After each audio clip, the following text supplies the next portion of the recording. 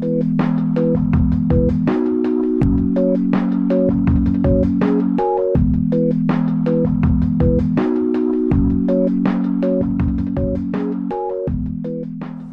de l'AFD n'a pas vocation à influer sur les processus électoraux. En revanche, les programmes menés par l'AFD peuvent contribuer à la mise en place de conditions qui soient favorables au bon déroulement de ce processus.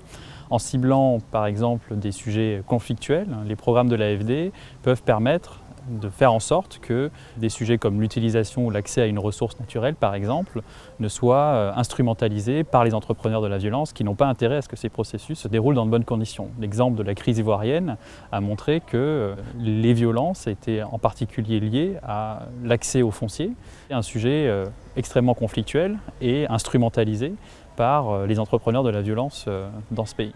En améliorant les conditions économiques et sociales, les programmes de l'AFD permettent également de réduire les frustrations qui peuvent naître et qui peuvent être également instrumentalisées durant ces processus électoraux.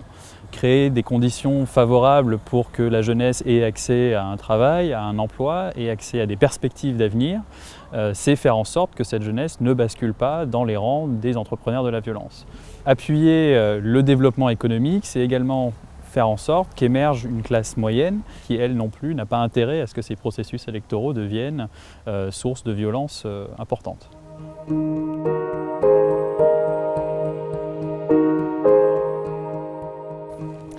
La classe moyenne est un acteur clé de la vie démocratique en Afrique. Ils investissent dans leur pays, ils consomment dans leur pays, ils payent l'impôt, donc ils ont des exigences vis-à-vis de leur État, ils parient sur leur pays. Les programmes de l'AFD visent en particulier à améliorer les conditions économiques pour cette classe moyenne. Dans le cas de crise électorale, ils ont tout à perdre. En mettant en œuvre des programmes d'appui au secteur privé, de formation professionnelle, d'amélioration des services publics, d'éducation, de santé, on fait en sorte d'améliorer les conditions de vie de cette classe moyenne. Toutes ces actions renforcent leur poids dans leur société. C'est ce qu'on appelle la société civile.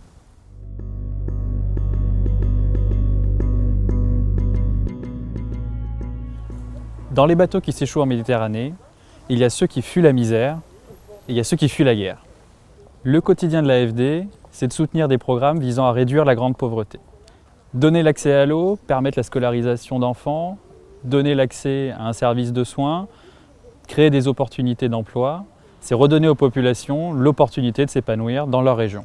C'est rarement par choix que les gens fuient leur pays. Et c'est d'ailleurs la même chose pour les personnes qui fuient la guerre.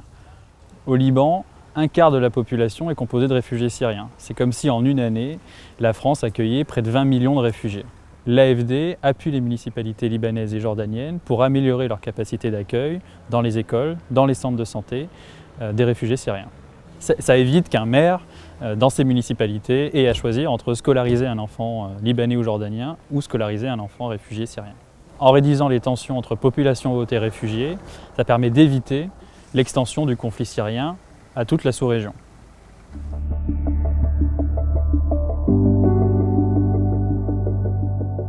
Les pays les plus pauvres sont les pays les plus exposés aux crises. C'est ce qu'on appelle les pays vulnérables. Et tout notre travail, c'est de réduire cette vulnérabilité en renforçant les capacités des États à gérer des chocs, que ce soit des chocs sanitaires, que ce soit des chocs politiques, que ce soit des chocs environnementaux. Par exemple, en renforçant les systèmes de santé en Guinée, on réduit le risque de propagation de l'épidémie Ebola. En intervenant à travers des programmes à haute intensité de main-d'œuvre au Nord Cameroun, on évite à des jeunes de basculer dans les rangs d'une secte comme Boko Haram.